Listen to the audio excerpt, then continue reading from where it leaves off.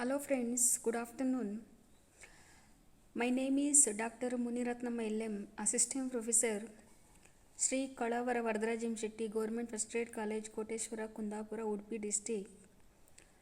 Now, in this session, I can start with the topic dispersive power of grating and relays criteria concept.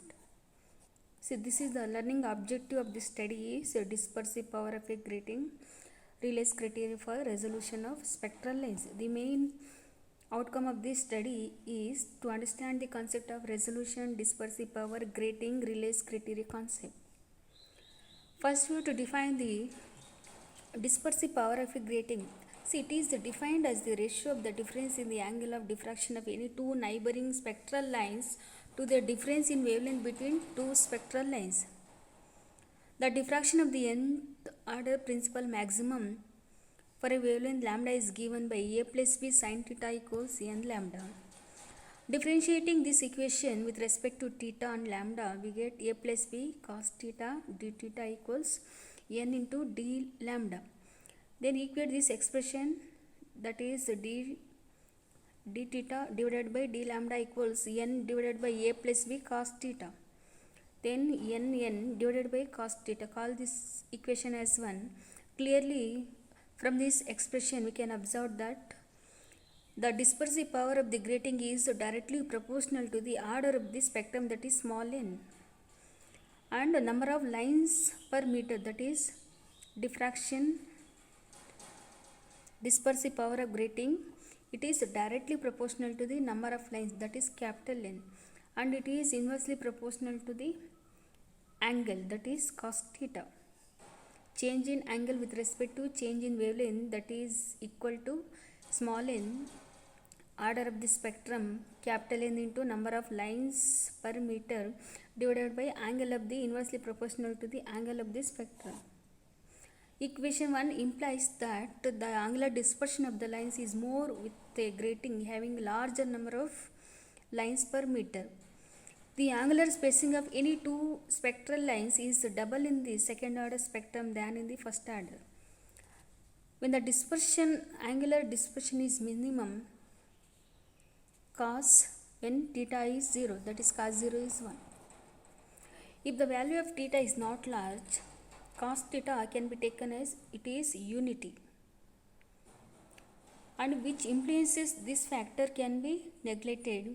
It is clear from the angular dispersion of any two spectral lines is directly proportional to the difference in wavelength of the two spectral lines, and this is also called as normal spectrum.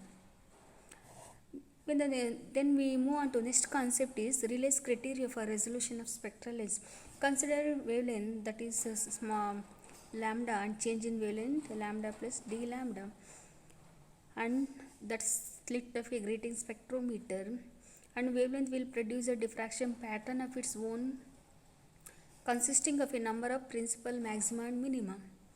According to relays criteria of resolution of spectral lines of equal intensity, the two spectral lines of wavelength lambda and lambda plus d lambda, it is just resolved, just seen separately, if the principal maxima of lambda plus d lambda coincides with the first secondary minimum of lambda. Then it is just resolved the distance between the principal maxima of lambda and change in wavelength, and it is equal to the distance between the first and principal maxima and minima of lambda. The resultant intensity curve shows the dip at the middle. See. On the other hand, if the principal maxima of very close, the two images, and they cannot be distinguished as separate images, then the resultant intensity curve gives a maximum at C which is higher than the individual intensities.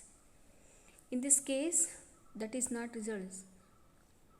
The spectral lines are said to be well resolved if the separation between their principal maxima is greater than the separation between first minimum, and it is well resolved which shows the separation between the resultant intensity between two images. See, from this figure we can observe that in the first case relays criterion, unresolved, resolved. It is just resolved. It is unresolved. It is separation between two spectral lines, that is well resolved. There may be two to three multiple choice questions from this concept. First one is the resolving power of a grating is directly proportional to grating constant. Answer is wrong, because we have already discussed the resolving power of a grating is directly proportional to the n, capital N and small n, and it is independent of the grating constant. How these images are resolved? See, there may be separation between the two images, that is well resolved. Third question is, in Rayleigh's criteria for a resolution, two images would be just resolved. What is the condition for this concept? That is, central maxima of one image coincide with the first minima of the other. Fourth one is, our eyes see two objects as separate only in the angle subtended by them at the eye is greater than, that is 1 minute, because human eyes can see two objects as separately only when the angle subtended by them and the eye is greater than 1 minute. This is the minimum angle of resolution of a normal human eye.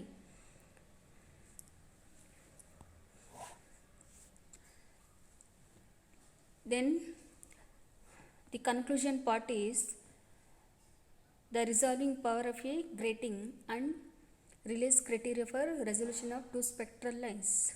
Thank you.